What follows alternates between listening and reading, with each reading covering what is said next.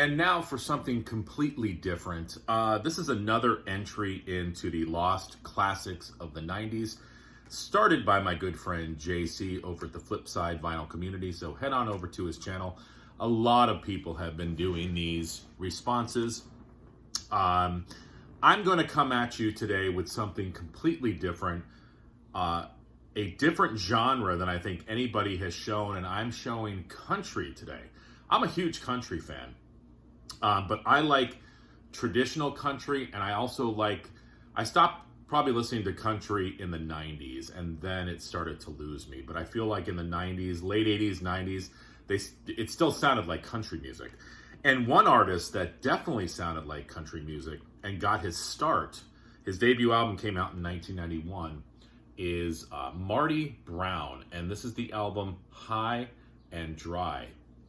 Came out on MCA Records. He released a few albums on MCA Records. Marty Brown never had the commercial success that other people had because I think it was almost like he was too country. His voice sounds a lot like Hank Williams, and the arrangements definitely are they're country songs. But at times he does have sort of kind of like an Everly Brothers vibe to some of his tunes. And just sort of a pop sensibility. And I'm talking about the song Every Now and Then. Listen to that one. That was a hit for him. He's got a ballad on here called I'll Climb Any Mountain. Just some really, really good stuff. Traditional country.